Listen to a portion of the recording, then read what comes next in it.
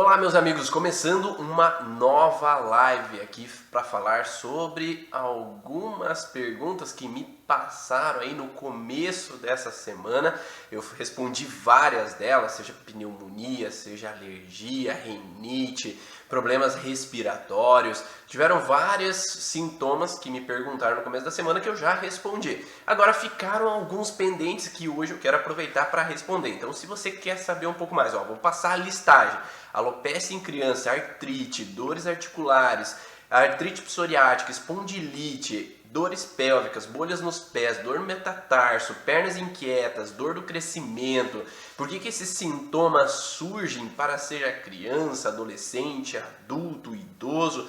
Por que elas começam a aparecer? Fica aí que eu vou responder uma por uma dessas questões para que você possa compreender um pouquinho melhor também quando teus pacientes chegarem e começarem a querer saber sobre os sintomas deles, se tem algum motivo por trás desses sintomas, para que você possa também direcionar para ele um significado, porque muitos desses pacientes com esses sintomas especificamente, eles vêm sem saber o porquê.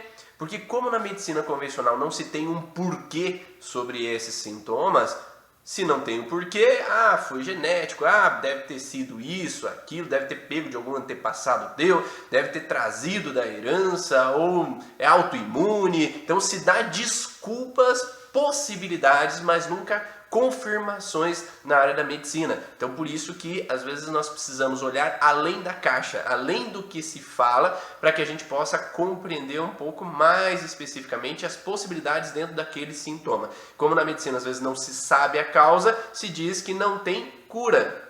Claro que não tem cura. Se não tem cura, significa, se eles não sabem a causa, como é que eles vão curar? Se você não sabe a causa de um problema, como é que tu vai sair daquele problema? Se você não sabe a solução para um problema que tu está vivendo no agora, como é que tu vai sair daquele problema? Se você não sabe a causa de uma artrite psoriática, como é que tu vai resolver aquele sintoma se você não sabe a causa disso? Mas a partir do momento que a gente começa a olhar com outros olhos, a gente começa a ver possibilidades de causas daqueles sintomas e sim, agora pode ser possível sair daquele sintoma, sair daquele problema. Porque em geral muitos desses sintomas se trabalha somente no sintoma, não se trabalha sobre a causa desse problema. Então por isso que quando nós olhamos a origem emocional do sintoma, nós somos mais precisos para olhar a raiz, a origem desse problema e enfim trazer uma possibilidade de que aquele paciente possa sair por completo daquela alteração.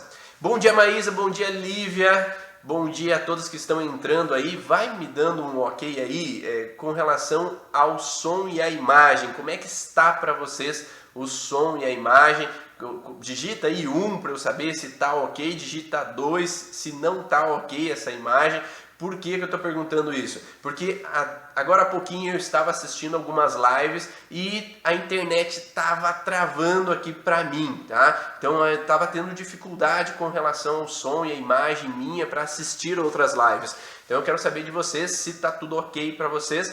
Pode acontecer de às vezes dar uma bagunçada aí com relação à live, mas eu estou gravando, tá, de meio externo, para depois publicar também no YouTube. Então fique tranquilo, se perder algum pedaço dessa live, depois você vai poder assistir na íntegra, tá, todo esse contexto. Então obrigado aí para quem respondeu e eu já consigo saber então que agora tá ok essas informações. Vamos começar pela ordem que eu passei ali para vocês. Então na ordem das pessoas que foram me perguntando ali no começo da semana.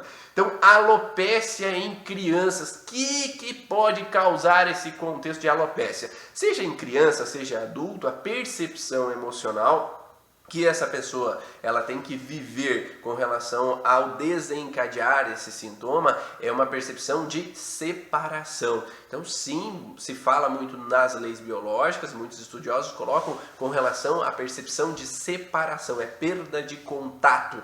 Então eu tenho uma pessoa que me afagava, tinha um contato físico comigo e de repente foi embora, de repente se afastou, de repente se ausentou com relação a mim. Pode ser um se ausentar de morte, por exemplo. Tenho muitos amigos que têm alopecia, que ficaram carecas mesmo, né? Tiveram perda de cabelo, onde eles tiveram rupturas com relação à figura paterna. Então, ou o pai faleceu, ou o pai não era uma pessoa que dava suporte. Então daí a gente entra numa conjunção, tá? Porque algumas pessoas dentro do mundo das leis biológicas falam do sentido de separação apenas. Então há um conflito de epiderme que gera uma alteração com relação ao fio do cabelo, e aí gera uma alteração de gradual, ou seja, se a separação é leve, há um acinzamento do cabelo, então o cabelo fica mais cinza. Se é um pouco mais intenso, o cabelo fica mais branco.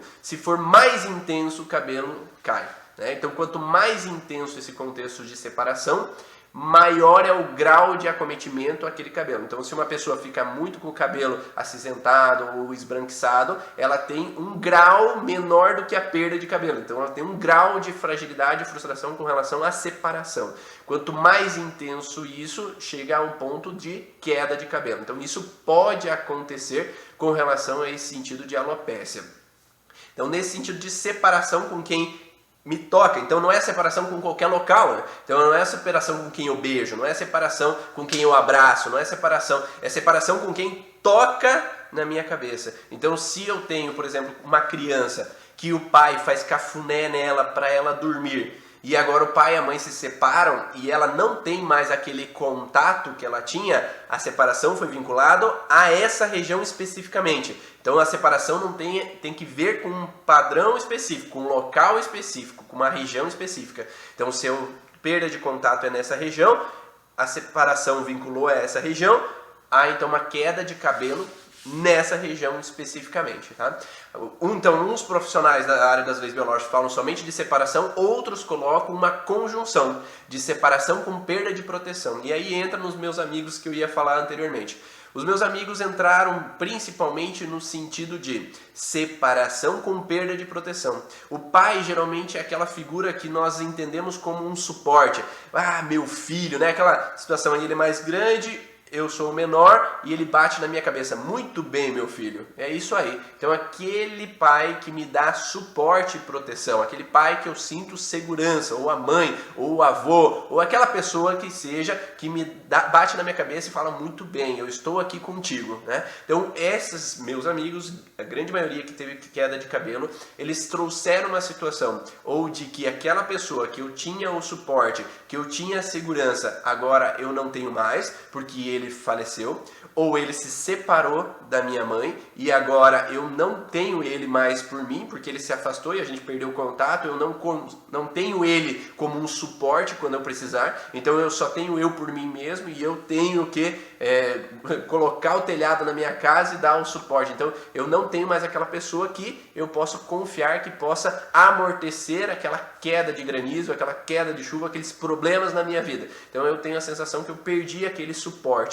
E então isso pode gerar uma separação com perda de suporte com relação àquela figura que eu entendo como que me dá suporte. Então agora eu estou casado, eu tenho que dar conta das coisas, e se agora, por exemplo, no coronavírus, eu tenho que bancar a casa, só eu que trago dinheiro para casa, minha esposa não traz, meus filhos estão aqui com dificuldade e eu não tenho com quem contar, eu me sinto então desprotegido, não tenho aquela pessoa que me dê proteção, separado daquela possibilidade de alguém que me dê um auxílio, um suporte. E isso poderia trazer então queda de cabelo para essa pessoa. Agora, se essa pessoa via no pai, então esse suporte, mas ainda tem a mãe que ele considera como suporte, aí ok. Só que se essa pessoa entrou nesse processo de perder o pai, mas viu a mãe fragilizada, viu a mãe com dificuldades e colocou-se na posição que eu tenho que dar suporte à minha mãe, ou eu não tenho meu avô para com quem contar, eu não tenho outras pessoas com quem contar, eu estou sozinho, sem ninguém por mim, e aí eu tenho essa perda de proteção vinculado à separação daquela pessoa que deveria me dar proteção, mas não está ali para me dar proteção. Ou, por exemplo, um homem que possa ter vivido uma situação onde ele considera que o pai nunca deu suporte. O pai estava sempre fora de casa, o pai estava sempre jogando, estava bebendo, estava isso, estava aquilo, e não dava o suporte, então ele encara como não tendo o suporte. E a alopécia na criança da mesma forma. Se ela encara como se eu não tenho suporte nenhum, o pai e a mãe estão brigando, quebrando o pau e eu estou sozinho, ninguém vem vem para perto de mim, cada um está emburrado no seu canto, e aquelas pessoas que vinham me fazer cafuné, que vinham me dar segurança e suporte não estão ali, ele pode entrar com uma relação então de queda de cabelo local, especificamente no local dessa relação. E a separação não necessariamente tem a ver com uma separação de contato de separar, mas querer separar do contato. Eu já atendi meninas que tinham alopécia local numa situação onde que alguma menina no colégio agarrou o cabelo dela naquela região onde ela se sentia desprotegida local, onde ela queria se separar do contato daquela mão, onde outra pessoa não estava ali para proteger ela. Então as pessoas estavam dando risada delas duas brigando. Então isso poderia trazer então essa sensação de querer me separar de um contato que não era possível, e aquela outra pessoa estava ainda representando uma ameaça para mim dia após dia dentro do colégio. Então se fala aqui conflito de queda gradativa do cabelo em fase ativa de estresse, entrando na fase PCLA a uma abrupta queda, então cai muito cabelo no começo da PCLA para depois restaurar o funcionamento. Então funciona dessa forma, fase ativa, queda leve, momentânea de cabelo, então gradativamente, queda abrupta de cabelo na fase PCLA inicial e depois restabelecimento com volta do crescimento do cabelo. Ah, não voltou, porque a pessoa não está saindo do processo. Então, se não volta o crescimento capilar, é porque a pessoa está sempre voltando na frustração, porque ou está em fase ativa constante, porque ela não encontra ninguém que dê suporte, ou ela entende que ela tem que ser forte, tem que dar conta, e eu não posso contar com meu pai, com a minha mãe, eu não posso contar com a minha esposa, com meu esposo, então eu acredito que eu não tenho alguém por mim para me defender com relação a um perigo ou uma ameaça. Então é aquela pessoa que se faz de forte, é aquela pessoa que às vezes não tem dificuldade em expressar os sentimentos, é aquela pessoa que guarda para ela toda a frustração. Então aí tem uma conjunção de outros fatores, né, que vão acoplar esse processo de uma pessoa ter dificuldade em expressar seus sentimentos, falar para as outras pessoas seus incômodos. Mas, inicialmente, aquela interpretação de uma pessoa que entra nessa alopécia, ela tem essa separação com perda de proteção. Ficou claro? Já caiu algumas fichas aí de alguns pacientes para você? Vai ficar gravado sim, vai estar no YouTube, vai ficar 24 horas aqui no Instagram.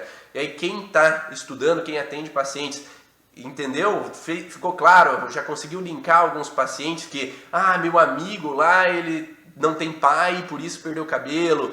Ou aquela pessoa, ela começou a esbranquiçar o cabelo quando ela começou a ficar preocupada com a empresa, que ela não tinha com quem contar na relação da empresa, que começou a entrar com dificuldade, o cabelo começou a ficar branco. Então ela se sentia responsável pela empresa e o sócio, ela não podia contar com aquele sócio para dar conta da situação, então o cabelo começou a esbranquiçar naquele momento. Então é esse contexto de o cabelo começar a esbranquiçar cedo, ela pode estar num senso de responsabilidade que eu não tenho com quem contar. Ou meu pai está doente, eu não tenho com quem contar se algum problema acontecer. Eu me endividei com relação à compra da casa, só que eu não tenho com quem contar. Eu tenho que suar a camisa, ir atrás e conseguir resolver esse problema. Então, a perda de cabelo, ela está muito vinculada a essa sensação de não ter uma outra pessoa que me dê um suporte quando eu precisaria, e eu fico preocupado que eu tenho que assumir as coisas e dar conta dessa situação.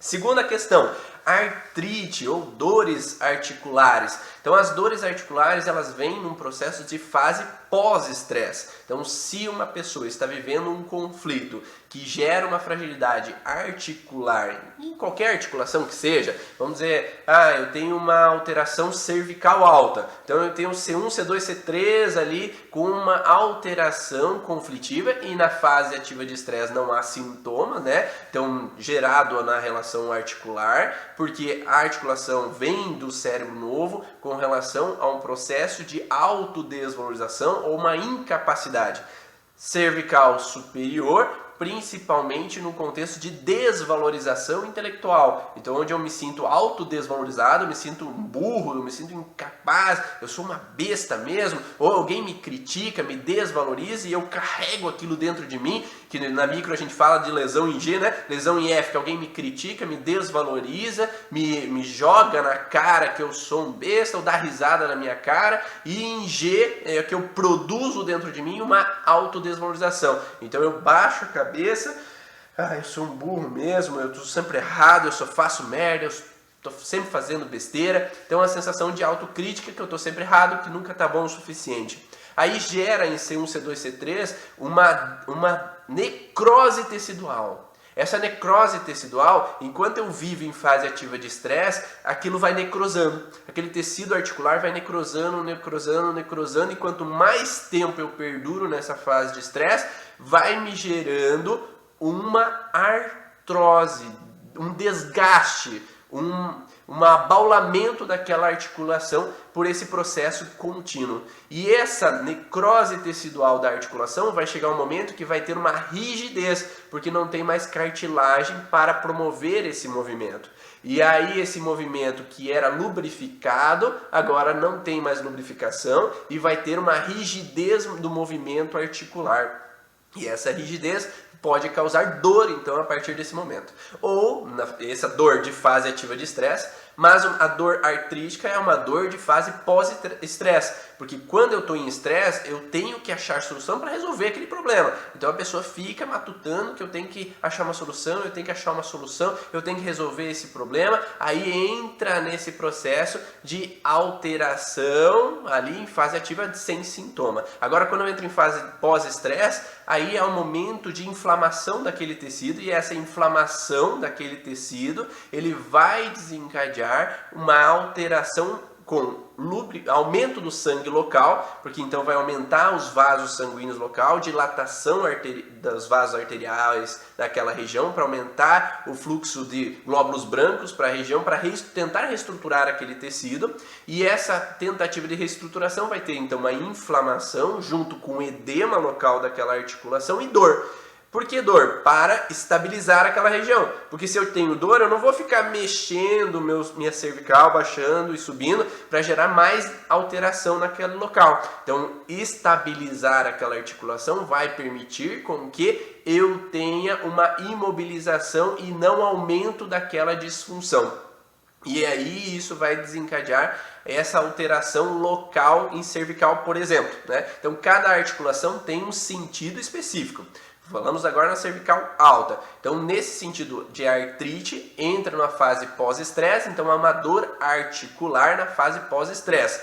Agora, se a pessoa ela saiu do estresse, mas dali a pouco na profissão ela é criticada ou desvalorizada de novo, ou ela se sentiu incapaz de achar uma solução para determinado problema no contexto profissional de novo, aí ela entra de novo no processo de fase ativa de estresse, que em geral não tem sintoma, mas ela pode sair do estresse de novo e ficar num ciclo vicioso de estresse pós-estresse, e essa artrite é recorrente. Então, uma pessoa que fica com uma artrite crônica é uma pessoa que não está saindo do conflito. Ela está sempre revivendo. Ou uma mulher, por exemplo, que em casa tem sempre o marido criticando. Ou um homem que sempre em casa a mulher está sempre criticando. Ou no trabalho o chefe está sempre criticando, brigando, falando que nunca está bom o suficiente, que tu só faz besteira, que nunca não está dando conta o suficiente. Ou aquela pessoa que se autocobra achando que nunca está bom o suficiente o trabalho que ela faz. Que ela achando que poderia ter sido melhor. Então essa autocrítica que eu fico recorrentemente vivendo, ela vai gerando um desgaste daquela articulação, chegando a um ponto de uma artrite e posteriormente uma artrose articular, que já vai gerar um desgaste, um desnivelamento daquela articulação por essas necroses recorrentes que vão acontecendo naquele local. E isso me remete também à artrite psoriática. Desculpa, a artrite, a espondilite. A espondilite é esse desgaste que o paciente fica em PCL em balanço, ou seja, ele sai do estresse, volta ao estresse, sai do estresse, volta ao estresse, e essa recorrência dessa situação vai gerando esse desgaste articular até o ponto de gerar a espondilite. É um processo inflamatório da região articular, mas que não passa. Por que falam que não tem cura, então, a espondilite? Porque não se sabe a causa. Porque enquanto usa medicamento apenas, o medicamento só alivia o sintoma. Mas se a pessoa continua vivendo a situação de frustração emocional, vai continuar entrando e saindo daquele conflito. Vamos pensar então numa espondilite com relação à lombar. Então, primeiro temos que pensar, para que serve a lombar? A lombar a gente pode pensar que ela tem um sentido de dobrar a coluna, então ela serve para eu me dobrar. Então ali que vai ter um movimento de flexão e extensão do tronco. Então tem essa função. Tem mais a função de sustentação de todo o tronco. Então ali na lombar vai sustentar todo o tronco naquela região. Então eu tenho que ter uma estabilidade lombar para que eu aguente o peso do tronco. Então essas funções são algumas delas. A função de movimento pélvico que pode ser auxiliado pela lombar. Então na lombar eu posso auxiliar esse movimento pélvico no momento que eu precise desse movimento. Então nós podemos pensar que se essa função não está sendo exercida da maneira que deveria, vai gerar uma fragilidade local ali naquela região. Então, por exemplo, se eu me sentir frustrado por ter que me dobrar a coluna, então vamos pensar numa submissão profunda, onde alguém me obrigou a me submeter profundamente a alguma situação. Então eu estou numa situação onde eu tive que ser obrigada a casar com algum homem, ou um homem teve que ser obrigado a casar com alguma mulher, e ele teve que se submeter profundamente, ou ela teve que se submeter profundamente àquele estado de situação. Nós podemos pensar que enquanto essa pessoa fica encarando esse estado que ela está vivendo como uma grande submissão, ela pode vir desgastando aquela região lombar. Enquanto mais tempo ela desgasta, vamos dizer que há 30 anos atrás essa pessoa teve que casar porque lá atrás, 50 anos atrás, 30 anos atrás, era cultural às vezes, 50 anos atrás, ter que casar com um homem que tinha dotes melhores, financeiro melhor. Então aquela mulher teve que se casar com aquela pessoa. Só que hoje, 50 anos depois, ela ainda está nesse casamento. Ela ainda está tendo que se submeter. Ela ainda está vivendo essa situação de submissão. E essa submissão profunda. E pensando também que a lombar, ela auxilia no movimento pélvico do ato sexual. No movimento sexual, ela ter que 50 anos se submeter ao ato sexual não é 2 dias. Não é 30 dias, é 50 anos vivendo uma frustração indesejada, onde ela tem que se submeter a uma ação daquela articulação que ela não deseja. Ela queria estar travada, ela está travada na coluna porque ela não queria movimentar no ato sexual, mas ela tem que fazer as honras de mulher, ela tem que permanecer naquela situação. E aí a lombar pode entrar nesse processo de uma espondilite, no processo permanente, uma espondilite crônica, porque o desgaste é contínuo durante todos esses anos. Tá fazendo sentido isso para vocês? Por que diferencia uma pequena artrite, né, que é um processo momentâneo, eu tive uma inflamação da articulação, para um aumento degenerativo grande de uma espondilite de uma articulação? Porque são anos. A massa do conflito é muito maior, é imensamente maior e muito mais duradoura e vai fazendo esse processo. Então vai me dando ok aí, isso, obrigado Rose, só para eu saber se eu estou no caminho certo, porque eu não sei se vocês estão aí ainda, né? Então vai me dando ok para eu saber se vocês estão aí e tá fazendo sentido isso para vocês. Então, nessa observação, né, Luciano, nós observamos muito nos pacientes, e na acupuntura também é da mesma forma, vai observando ali esse processo de disfunção crônica, disfunção permanente no processo, onde a pessoa fica muitos anos numa situação. Ou vamos dizer que um homem, há 20 anos atrás, ele teve que se submeter para o pai dele a trabalhar com o pai na agricultura, sendo que ele queria ter estudado outras coisas, ele queria ter feito advocacia, ele queria ter feito outra coisa na vida dele, mas o pai dele falou, não, homem que é homem não vai fazer artes, homem que é homem não vai estudar música, tu vai ficar aqui na agricultura comigo. Então imagine esse homem que foi podado do processo dele de trabalho, ele queria ter usado a criatividade dele, ele queria ter feito outras coisas, mas ele teve que ficar com o pai, ele não pôde estudar, ou ele não pôde jogar futebol, ele não pôde fazer isso ou aquilo, ele teve que trabalhar na agricultura. Então ele teve que se submeter intensamente naquele momento, se curvar, né, Luciano? Arigatou gozaimasu, então eu tenho que me submeter, né? O japonês, principalmente, ele baixa a cabeça e não pode olhar nos olhos do outro, que é um superior, então eu não posso olhar com igualdade, então eu posso baixar a cabeça, ou quanto mais forte essa origem japonesa dessa pessoa, mas eu me curvo o tronco perante uma pessoa que eu vejo como meu superior, como os idosos, né, que tem maior inteligência ou tem maior cultura, maior conhecimento. Eu tenho que me curvar àquele idoso, aquele maior do que eu, por mais que eu não concorde com aquilo que ele me traz. E aí essa submissão profunda que eu tive que viver nesse momento, lá atrás, há 30 anos que eu tive que parar de trabalhar, e hoje o meu pai lá com 80 anos e eu tô com 50 anos de idade, depois de 30 anos, desde os 20, tendo que me submeter a essa situação do trabalho profissional ali na agricultura, e o meu pai com 80 anos ainda quer mandar em mim, ainda fala que o que eu penso está errado na agricultura, que as coisas que eu vejo na internet como relação a que a gente pode progredir no cultivo, a gente pode progredir, comprar uma máquina nova, e ele não aceita, e eu tenho que me submeter ainda. Então esse contexto de permanecer nesse processo faz com que essa pessoa vá desgastando essa região de coluna, né? Então, principalmente se ela interpreta nesse sentido de uma submissão profunda, tá? Então, tá fazendo sentido para você? Tá entendendo? É 30 anos, não é 2 dias. É uma pessoa que viveu longos tempos nesse processo de submissão. Podemos dizer que a grande poda pode causar isso? Depende se essa pessoa está pensando dessa forma. Se a interpretação dessa pessoa é de desvalorização profunda nesse sentido, podemos pensar nisso. Se a pessoa interpreta de uma outra maneira, que ela às vezes teve que tomar uma direção que não era a direção que ela queria, ela pode ter uma alteração em tornozelo, por exemplo. Ou se ela interpreta que é uma sensação de não poder se opor ao pai, é quadril ou uma diabetes, né? Então depende da interpretação. A palavra específica da interpretação, da percepção da pessoa vai gerar um local específico do corpo que vai gerar alteração. Falar, eu fui podado e isso causa dor lombar? Não, tem que ser específico. Há um contexto de ter que me curvar profundamente a uma pessoa. Me curvar um pouco é cervical, eu baixo só a cabeça para a pessoa e tento passar para lá.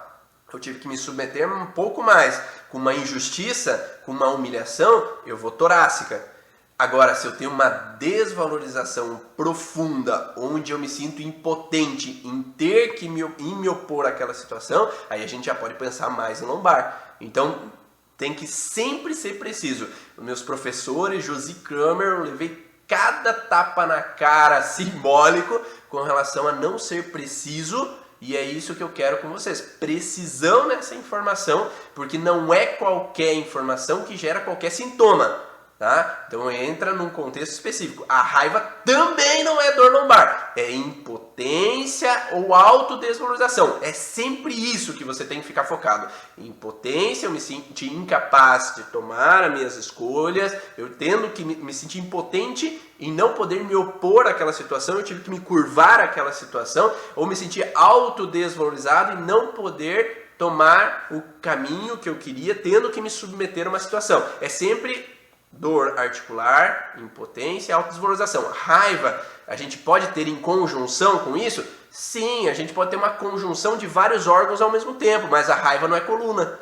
Raiva não pode ser encarada como coluna. Agora sim, vamos pensar que aquele cara que eu estava falando, que é o agricultor lá, que teve que se submeter profundamente a ficar trabalhando com o pai dele, tendo que baixar a cabeça e baixar o tronco completamente ao que o pai quer. Ele pode ter uma raiva junto? Sim, ele pode ter uma raiva junto, mas não que a raiva causou o conflito de coluna. O conflito de coluna é a sensação de impotência em poder fazer as coisas do jeito que eu quero, eu tenho que me submeter a essa situação que o meu pai demanda, ou eu me sinto autodesvalorizado em que minhas ações não são adequadas, que não são coerentes e não são corretas. E isso sim vai fazer a alteração na coluna. Agora, eu posso ter essa sensação de impotência junto com uma raiva com meu pai, que ele não aceita o que eu quero, daí entra no que o Luciano pediu. E vesícula? A vesícula que é a propensora de raiva. Por que a raiva? Porque a vesícula é a que gera a potência para que eu possa confrontar. A vesícula é a base da agressividade. Então, se eu tenho uma raiva, eu vou ter uma raiva para poder confrontar aquela situação e sair daquele lugar. Porque meu corpo entende assim, se tu tá se submetendo e não tá satisfeito, vamos dar um jeito nisso, né? Então eu mudo o lado cerebral de funcionamento. E aí entramos nos PET hormonais, né? Mudando o lado cerebral de funcionamento, colocando um processo de raiva ali para aquela pessoa na vesícula, para que ela possa, tudo que ela se submeteu até hoje, gerar uma raiva para que ela possa confrontar e tomar a direção da vida dela. Não, eu não aceito mais isso, agora eu vou embora e vou eu comprar minhas terras para eu decidir a forma que eu quero ser, ou agora com 40 anos eu vou estudar direito porque meu pai não deixou, agora eu vou e eu tomo a iniciativa. Mas, entretanto, todavia, tem pessoas que pelo racional, elas cortam a sensação emocional, o que ela queria da vida dela. O sentir, ela deixa de sentir o que é bom para ela, para racionalizar, eu tenho que fazer isso pela minha família, eu tenho que fazer isso pela minha casa. Eu não posso brigar com meu pai, porque o meu pai é o mais velho. Eu não posso brigar com meu pai para não causar uma desunião na família. Então, racionalmente, ela sabota a emoção dela. E enquanto ela fica sabotando a emoção dela, ela fica vivendo continuamente na frustração. Então, por isso que eu estou falando muito hoje em dia de que o sentir é sabotado pela razão. Então lá dentro eu sinto a emoção, mas eu saboto com a razão pensando que eu não devo fazer determinadas coisas. E esse sentir sabotado, eu travo o meu sentir e é esse sentir que gera o sintoma. Então se eu continuo sentindo essa sensação de frustração com relação a me submeter, eu continuo tendo sintoma. Então por isso que é importante a gente entender o que a gente sente. Porque enquanto eu sinto e saboto e prendo aquele sentimento, a doença vem. Então é uma pessoa que a vida inteira fica pensando, não, eu já ressignifiquei aquela situação com a minha mãe que não me deixou casar com aquele menino que eu amava, com aquela menina que eu amava, eu já ressignifiquei isso, mas lá o sentir não está resolvido, esse sintoma vai continuar. O sintoma da dor lombar vai continuar, porque talvez enquanto eu estou casado agora com esse outro, com essa outra pessoa agora, eu fico pensando, quando esse age ou quando essa age de determinadas maneiras, eu volto a lembrar do meu ex, quer dizer que não está resolvido, não. O visceral, o sentir não está resolvido. E enquanto o sentir não está resolvido, e eu afloro a frustração porque esse faz isso, esse faz aquilo, esse age dessa forma e daquela forma, e se eu tivesse com aquele outro talvez seria diferente, e se eu tivesse com aquele outro foi por causa da minha mãe que eu não estou com aquele outro, eu continuo tendo às vezes a alteração lombar, porque eu tive que me submeter àquela situação que eu não queria. Tá? Faz sentido isso para vocês? Deixa eu olhar aqui umas perguntas que a Dani fez antes. Isso seria mais intenso no segundo filho, por mais algumas associações de conflitos, não permite que eu cuide da família também. Na verdade, a base do primeiro filho é tomar a frente. O primeiro filho toma a ação. Seria mais forte para um primeiro filho ter que se submeter ao pai com relação ao sentido de que se o primeiro filho ele tem que honrar e tomar a frente, tomar a energia de primeiro filho, de assumir a carga da família e dar conta do território familiar, e o pai se continua ainda me impedindo de assumir essa carga, para o primeiro filho é mais forte ter que se submeter ao pai. Nesse sentido, para ele é mais forte. O segundo filho nasce com uma personalidade um pouco mais feminina, entre aspas, de ser mais protetor, mais família, aceita mais fácil se submeter às situações. O primeiro não aceita tão fácil se submeter às situações. E por isso, para ele, é mais difícil ter que submeter ao que o pai fica demandando e obrigando eu me submeter. Para ele é mais doloroso esse sentido, se for isso que você me pediu, tá, Dani? E aí, para o segundo filho, é mais fácil aceitar essas situações e a dor lombar não é tão incômoda. Mas para o segundo filho, é mais doloroso aceitar desuniões. Por exemplo, me incomodar que ter que me submeter às atitudes do meu pai que é alcoolizado, que briga com a minha mãe e eu sou protetor, eu quero proteger a família, eu quero que a minha família esteja unida e harmônica. E aí entra um segundo padrão de lombar, que a lombar ela entra como o suporte do tronco, né? E se eu é um suporte do tronco, eu quero dar o suporte à minha família. Então, se eu quero dar um suporte aos outros, a lombar ela pode também ter um desgaste, principalmente em discos lombares, que entram nessa relação de carregar um suporte aos outros, que a criança, o adulto, não deveria proteger os pais, mas eu assumi por algum motivo em algum momento. Quem de vocês aqui não assumiu esse padrão, hein? Me diz aí se você não assumiu esse padrão de que tem que cuidar da minha mãe, tem que cuidar do meu pai, fazer com que eles fiquem bem, principalmente terapeuta, né? Eu tenho que proteger os outros, eu tenho que dar suporte aos outros. Minha mãe não tá bem lá do outro canto e ela fala alguma coisa e de novo, eu já ressignifiquei, eu não tenho que dar bola mais para minha mãe se ela tá triste, eu não vou lá mais tratar minha mãe se ela não me pede, mas a mínima sensação que ela tá um pouco triste quando eu ligo para ela, agora dá para ver, né? A gente tem o WhatsApp aí que dá para fazer uma ligação em videoconferência e eu olho para ela e vejo ela triste, eu já tô puto da cara, eu já tô incomodado e no outro dia eu já tô com dor lombar de novo, né? Porque eu me sinto responsável e a estrutura da família depende de mim. Eu tenho que dar o suporte para essa família. E às vezes nem é um problema meu, né? Às vezes o pai e minha mãe, eles têm que se resolver sozinhos. Eles podem às vezes conversar, já são adultos, né? Eles podem se entender, mas em algum momento da minha vida eu assumi a responsabilidade de dar o suporte pro meu pai e minha mãe. E às vezes esse suporte não é nem meu. A minha mãe recebeu essa responsabilidade, a minha avó recebeu essa responsabilidade, meu bisavô recebeu essa responsabilidade, porque aconteceram grandes separações de família.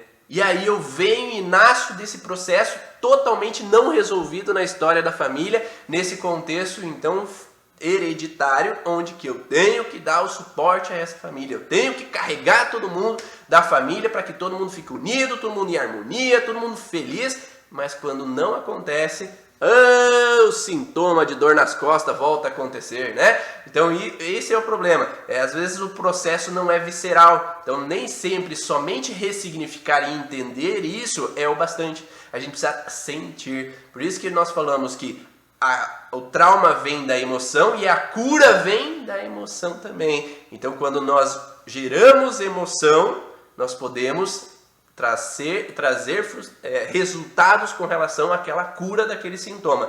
Mas se não vem com emoção, eu entendi, minha mãe agia da forma com que agia, porque talvez ela tinha na cabeça dela que essa chantagem emocional que ela faz de tristeza, de chorar, de frustração, agora eu entendo. Tá? Então se não vem com emoção, às vezes não está curado completamente. Se não vem com realmente entender e saber que aquela mãe veio como ensinamento, aquele pai veio com ensinamento, somente racionalizar isso não é o processo completo. A gente precisa sentir que aquilo foi bom, porque hoje eu sou a pessoa que eu sou, porque aquilo foi um aprendizado para mim. E aquilo pode ficar no passado. Agora eu posso crescer, agora eu posso ser uma outra pessoa, agora eu posso ser um adulto diferente para os meus filhos e não usar da mesma chantagem emocional com meus filhos. Vocês vão me enlouquecer! Eu não aguento mais! Vocês estão me deixando louco! E aí aqueles filhos vão, mãe, pai, não faz assim, não fica assim. Não, pai é o adulto de casa, a mãe é o adulto de casa e não faça você a mesma coisa com os teus filhos. Depois que você talvez enlouqueceu, que veio de um instinto, de um processo que você trouxe da tua família, da tua história familiar, mas senta com eles e muda a percepção deles agora, depois que tu explodiu. Fala pra eles, a mãe ou o pai agiu da forma que agiu, porque às vezes o pai estava estressado com outras coisas, aí você está mudando a história, porque os teus pais quebravam o pau, brigavam contigo, mas saíam e você ficava chorando sozinho. Mas muda você com os teus filhos agora. Que agora você pode conversar, agora você entende. Eles não entendiam isso, eles não tinham essa percepção. Então coloca aí pra mim, hashtag Comunidade Origens. É na Comunidade Origens que a gente pode mudar a história. Hashtag Comunidade Origem, que a gente pode conversar entre nós e entender outras coisas. A gente pode criar uma comunidade que pode mudar agora o vínculo dessas pessoas que estão aí por vir. Então essas nossas crianças não precisam ter espondilólise, espondilite, não precisam ter artrite, não precisam ter sintomas, porque a gente pode fazer com que eles saiam logo daquele estresse e não assumirem responsabilidades que não deveriam ser a deles. Paulo Cleia, o que você orienta para que a pessoa ressignifique esse conflito? É esse contexto mesmo, é entender de onde que veio esse conflito e entender como visceral, entender como se emocionalmente, às vezes eu preciso xingar minha mãe, eu preciso xingar meu pai, que puta que pariu, eles me fizeram aquilo lá na infância, eles agiram daquela forma. que eu precise visceralmente expressar essa raiva, porque a raiva está lá dentro, essa mágoa está lá dentro. Lembrando que eu falei, a raiva associada, a frustração associada. Se eu preciso falar em papel, nem sempre vale a pena. Meu pai tem 70 anos, 80 anos, 90 anos. Eu não vou falar pra ele, você fez isso comigo, você falou aquilo, e por isso que eu tô com essa espondilite. Não, o passado eles fizeram o melhor que eles podiam dentro do que eles podiam lá no passado. Que agora você possa, talvez escrever uma carta, mas não entregar para eles, mas que essa carta seja com emoção, seja do coração, falando tudo que você gostaria de ter falado, que você possa olhar no espelho, porque metade de você é ele, metade de você é ela, que você possa olhar no espelho e falar imaginando como se estivesse falando para tua mãe, para teu pai, para teu avô, tudo que você gostaria de ter falado para eles e nunca pôde, com emoção, é tirar essa emoção que ficou encalacrada durante a vida inteira, que aquela criança não pôde expressar essa emoção, que o adulto não pôde expressar aquela emoção. E agora você pode, porque você entende que você não precisa mais estar com essa emoção encalacrada e presa dentro de você. Que hoje você pode falar com a tua esposa, que hoje você pode falar com o teu esposo, expressando, conversando, e não ser aquela criança birrenta que não pôde expressar para os pais dela, seu filho da puta, isso e aquilo, que agora toda aquela raiva que você não pôde expressar com teu pai e tua mãe, agora você expressa com o teu esposo, que expressa com a tua esposa, que expressa com teus filhos, mas que você ressignifique lá atrás, expressando aquela emoção visceralmente, jogando aquela emoção para fora. Ou num saco de pancada, ou Luciano, jogando lá no judô, no karatê, jogando no saco de pancada, jogando na outra pessoa, expressando aquela raiva que você não pôde expressar. E quando você joga para fora, diminui essa tensão. Se você é mais sinestésico fisicamente, se você é mais visual, escrevendo na carta e lendo depois, se você é auditivo, que você fale no espelho ouvindo o que você está falando. E aí você expressa a tua mágoa, a tua frustração, mas principalmente no contexto específico. Lembrando, lombar é um contexto de que que pariu, eu tive que me submeter a tudo que você me mandou fazer e eu nunca aceitei. Mas hoje eu entendo que eu precisei me submeter porque você era o adulto de casa. Você sabia, você teve experiências, mas aquela criança não entendia que aquele adulto sabia mais do que aquela criança. E eu tive que me submeter àquela situação. Mas eu achava que era ficar me submetendo a isso. Então fale as palavras que aquela criança gostaria de ter falado, as palavras que o adolescente gostaria de ter falado. As frases que o adulto gostaria de ter falado, né? Então, pegou o papel e caneta para anotar tudo isso? Anota aí essa aula, né? Todas essas informações. E isso que é exatamente, na psicogenealogia se fala, essa é a ovelha negra da família. A ovelha negra que vai soltar tudo que ninguém pôde soltar lá atrás, né? A ovelha negra que ela vai trazer a raiva. A minha filha mais nova, há 2 dias atrás, no aniversário dela, no final ali do dia do aniversário dela, ela estava tão eufórica com tudo que aconteceu, todo mundo mandando parabéns para ela, e ela tá eufórica, só que ela tá enjaulada, né? Nós estamos enjaulados em casa há quantos dias? E ela, no último momento, no findar do dia, ela explodiu. Ela gritava e ela não sabia o que ela queria, se ela queria estar junto com a mãe ou queria afastar a mãe. E a criança precisa expressar como que nós como adultos, cala a boca, fique quieto aí, para de chorar, para de gritar comigo. E o que a minha esposa fez?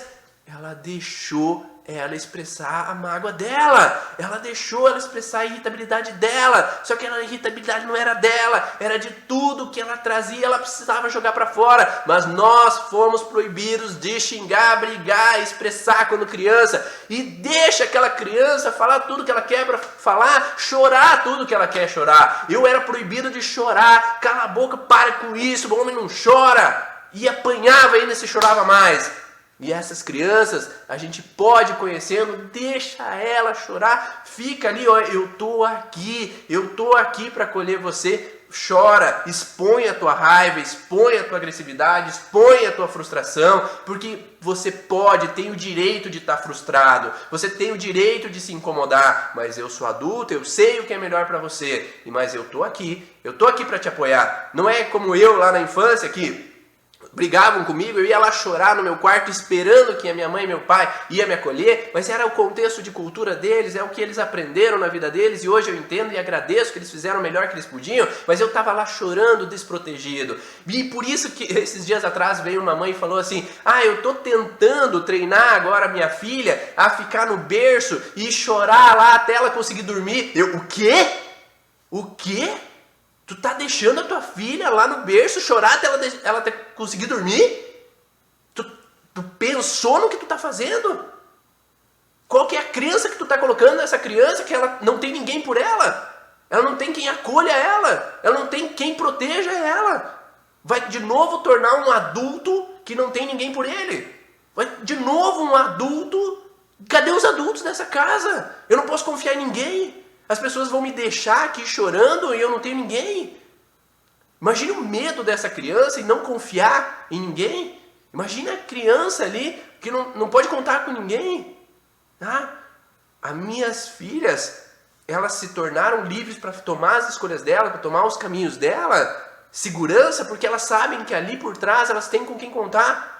Que ali por trás nós estamos aqui quando elas precisarem. Se elas estiverem chorando, eu vou pegar no colo. A minha esposa, quando eles eram pequenas, se ela está chorando, ela vai ter mamar. Porque ela vai se sentir segura. E a partir do momento que ela está segura, ela está livre. Ela sabe que se ela precisar, ela é só olhar para trás que eu estou ali. Mas uma criança insegura que não pode contar com os pais, como é que ela vai sair de perto do pai e da mãe? Ela vai continuar atrás da barra da saia da mãe a vida inteira. Porque ela está insegura. Ou ela vai continuar se fazendo de forte a vida inteira, por mais que lá dentro o visceral está explodindo, né? Porque o visceral é o sentir desprotegido, é o sentir aquela mágoa, sentir que meu pai e minha mãe não estão me protegendo. Tá ali a emoção. Por mais que tá tudo bem comigo. E aí vem aquelas pessoas, né? Que a minha vida é toda feliz, eu tô tudo bem. Aquela pessoa que chega com a boca aberta ali na clínica falando que está sempre feliz, eu já coloco uma pulga atrás da orelha porque não é verdade. Aí a gente vai olhar no corpo dela, tá explodindo coisas na vida dela. Porque ela tem que mostrar para o meio externo que tá tudo bem e não tá. Porque ela tem que se fazer de forte, mas lá dentro tá vários órgãos em alteração. Tá? Faz sentido isso para vocês? Então a Dani fala, eles não devem ser segundo filhos, pois o primeiro constelou na mitomania e o segundo, coluna lombar, tem uma degeneração importante. Mas digamos que se ele puxou para a mãe, ele tem que dar suporte à família, não é, Dani? E aí a coluna lombar entra no processo, né? Entrou no contexto de dar suporte. Dar suporte à coluna lombar, e o segundo filho tem que dar o suporte também. Então ele tem que colher, tem que fazer com que a família esteja em harmonia, tem que estar tudo bem, né? E a mitomania geralmente é um contexto de reto de intestino com a parte de brônquio. Então, se eu não posso dissuadir uma situação onde eu não encontro o meu lugar dentro da história familiar, eu entro numa mitomania. E isso não importa se é destro ou canhoto, ele vai entrar nesse processo, independente desse fator. Deixa eu só ver se tem mais alguém que comentou. Como poderíamos trabalhar a emoção no caso da alopécia? Como reverter essa situação? Se uma criança tem alopécia, você tem que dar suporte. O adulto de casa é quem dá suporte. A criança não precisa, ela não pode se sentir desprotegida. Tem que ter alguém para me proteger. Se a criança está tendo alopécia, ela está se sentindo desprotegida numa separação. Então, alguma coisa está acontecendo que ela não está se sentindo protegida. Por que não conversar com ela para saber o que está acontecendo? Por que ela está se sentindo desprotegida? Será que o pai e a mãe estão longe? Será que estão trabalhando demais? Será que está acontecendo alguma coisa que ela está vendo o pai e a mãe em desarmonia, que o clima não está legal e ela está se sentindo desprotegida por ambos? Ou será que o pai se afasta demais dela porque se separou e não está voltando para perto dela? O que está acontecendo? Será que ela está fazendo esse processo, né, de entrada nesse processo de incômodos, né? Sheila, vou fazer então uma live sobre adoção, para os sintomas, né, que as crianças podem ter. Tive problema na lombar quando adolescente. E é isso aí, quando entra na adolescência é pior ainda, né? Porque menos ainda eu quero me submeter aos meus pais. E aí eu entro numa frustração de tomar a minha identidade. O que é tomar a minha identidade? É eu começar a impor as minhas vontades. E agora eu não aceito mais o que a minha mãe me impõe, o que meu pai me impõe, e aí eu confronto. E quando eu começo a funcionar, então antes eu tinha que me submeter profundamente. Agora quando eu começo a impor as minhas vontades, agora eu saio do estresse de submissão. E aí eu começo a entrar no sintoma, eu começo a reprimir, falar, tudo que estava reprimido eu começo a falar, começo a expor, agora eu começo a entrar numa reação àquela situação. Eu sou contrário de todos os meus familiares, hoje eu sei porquê, eu sou assim, exatamente. Sim, era cala a boca e apanhava para parar de chorar, que loucura, né? Antigamente era a cultura que eles tinham, né? Esse é o processo. Olhar com microfisioterapia no corpo dela, como assim, microfisioterapeuta Sheila? A microfisioterapia pode estar associada, né? Quando a gente entende a origem emocional dos sintomas das leis biológicas, ela pode, então, modificar essa percepção. E vai como reverter desvio da coluna na criança, entendendo qual é o conflito que ela está vivendo. Se ela continua vivendo a situação, ela vai sim modificar essa percepção e sair do processo. Mas se não trabalha a causa, não trabalha a correção. Por isso, hoje, na prática neurosensorial, por exemplo, na posturologia, não se trabalha só, vou alongar, esticar, colocar a palmilha, vai trabalhar a emoção também. Hoje se sabe que a emoção é a base principal para restabelecer a postura de uma pessoa, depois vem a parte neural, depois vem a parte visceral, arterial, depois vem a parte músculo-esquelética. Trabalhar com músculo esquelético é a última parte, né? Nós precisamos entender o que vem antes disso. E o que vem antes é trabalhar se uma inervação está mandando estímulo errado, se uma víscera está tracionando uma região específica da coluna e trazendo alteração, se está vindo um processo emocional que está desencadeando essa alteração. Então, primeiro é buscar uma pessoa buscar entender esse contexto, um profissional que trabalha com a parte emocional para entender o que essa coluna está trazendo de percepção, para depois mexer com o resto. Tem que continuar no Pilates fazendo RPG ou outras terapias? Sim, é importante, mas não só trabalhar o sintoma, tem que trabalhar a origem desse sintoma. Trabalhar só em restabelecer, colocar um colete naquela pessoa, coitado, né? Ficando olhando todo mundo olhando com aquele colete não é suficiente. Tem que trabalhar com relação à emoção que aquela pessoa está vivendo naquele momento para que se reestabeleça esse processo. E aí entra numa normalidade nesse processo de alteração com relação à coluna. Então, enquanto não se tem esse processo de restabelecer o funcionamento emocional, neural para aquela pessoa, não adianta mexer em osso. O osso não sai do lugar porque ele quer. Tem alguém tracionando. E quem manda o estímulo para alguém tracionar é a inervação. E quem manda o estímulo para a inervação é a emoção. Então, se eu trabalho só com articulação, osso e músculo, eu não estou trabalhando no lugar certo. Tá? Então, eu tenho que restabelecer a inervação que está dando o estímulo errado, restabelecer a emoção que está mandando o estímulo errado para a inervação, para que aí entra num equilíbrio nesse processo, tá bom? Então, por isso que é importante entender o todo para que volte a estabelecer esse processo. Então, com relação às dores de artrite psoriática, ela entra no mesmo padrão. É diferente os nossos entendimentos com relação à origem emocional dos sintomas com relação à medicina convencional. Com relação à medicina convencional, quando há um sintoma, ele entra num outro sintoma junto, e esse outro sintoma junto, ele vai estar presente numa associação, eles colocam num rótulo. E esse rótulo, ele entra numa conjunção de fatores. Então esse rótulo que se dá na medicina convencional é que uma pessoa tem um sintoma, daqui a pouco tem outro, vamos colocar num rótulo. E para nós, na origem emocional do sintoma, a gente não rotula a pessoa. A gente trata órgão por órgão. Tá? Então se uma pessoa tem psoríase, a gente vai tratar os conflitos de psoríase. Ele tem psoríase. O que é um conflito de psoríase? É um conflito há uma conjunção de dois conflitos ao mesmo tempo com relação, dois conflitos simultâneos que têm relação com separação. Então, dois conflitos de separação juntas. Então, a pessoa viveu duas separações simultâneas. Meu pai se separou e minha mãe, às vezes, está agora em depressão e eu não tenho contato muito com ela. Eu estou com ela, mas meu pai está afastado de mim. Agora, quando eu vou para o pai, eu me afasto da minha mãe e eu estou preocupado porque ela está com depressão e eu fico longe dela. Então, eu tenho dois conflitos de separação. Um em fase ativa de estresse, então eu estou separado do meu pai porque ele foi embora, mas eu estou com a minha mãe. E agora e o outro conflito de separação em fase pós-estresse. Agora eu vou pro meu pai, agora eu relaxo com a separação do meu pai, eu tô pós-estresse com meu pai, mas eu estou separado da minha mãe. Então eu ativei um conflito de separação em fase ativa com a minha mãe. Então tem um conflito de estresse que provoca descamação em fase ativa e um conflito de estresse, pós-estresse, né, de separação que provoca inflamação. Por isso que fica vermelha a pele na fase pós-estresse para algumas pessoas, né? Então, esses dois conflitos simultâneos, eles geram então a psoríase. Então, a psoríase é conflito de pele, epiderme de separação. Agora, a pessoa começou a ter artrite. Na medicina, tem psoríase e começou a ter artrite, é artrite psoriática, né? E não, pode ser simplesmente artrite, né? Então, ela pode ter uma situação conjunta.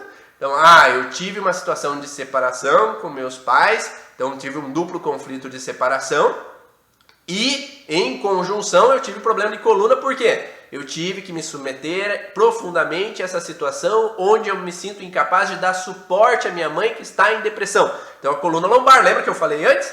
Eu não estou dando suporte o suficiente, não estou conseguindo ajudar minha mãe, ela não está bem, ela está estressada, está frustrada, está triste, e aí eu entro nessa frustração, então, com relação à coluna lombar associada à separação. Então, sim, eu tenho psoríase associada a uma artrite de coluna lombar, porque eu estou em conjunção desses dois fatores. Agora minha mãe começou a melhorar, encontrou um namorado, agora começa a ter dor articular. Então é uma conjunção de órgãos e tecidos perante um conflito apenas. Agora um pode não ter nada a ver com o outro. Então eu tenho a separação dos meus pais, eu vivo essa situação de frustração porque meu pai vem falar mal da minha mãe vem falar mal do meu pai, então anos após anos eu continuo vivendo isso. E agora eu estou numa situação profissional onde eu tenho que me submeter ao chefe, eu tenho que me curvar ao meu chefe que eu não aceito e eu tenho que me submeter àquela situação e provoca agora uma artrite na região lombar. Então, às vezes, uma coisa que é a separação dos meus pais não tem nada a ver com a artrite que tem a ver com o trabalho. Só que na medicina convencional, como tem um e tem outro, eu coloco, enquadro dentro de uma caixinha de que todos os pacientes que têm psoríase e têm artrite é denominado como artrite psoriásica. Mas às vezes uma coisa não tem nada a ver com outra. Tá? Então quando nós começamos a estudar a origem emocional do sintoma, a gente começa a ir mais a fundo no processo. Começa a entender com outros olhos. Como na medicina convencional não sabe se a causa desse processo, é melhor enquadrar dentro de uma caixinha onde todas as pessoas que têm esse sintoma é denominada com esse nome, e aí faz com que eu enquadro você nisso e dou esse remédio para você. Mas o remédio, lembra que não trata? Remédio alivia o sintoma. Por quê? O remédio é simpático tônico e esse sintoma da artrite é um sintoma de fase pós-estresse, é parasimpático tônico. Então é uma inflamação. Então se eu dou um simpático tônico, eu alivio o sintoma sim, porque eu estou diminuindo o efeito parasimpático inflamatório daquela articulação. Só que eu não estou tratando a causa, eu estou colocando para debaixo do tapete.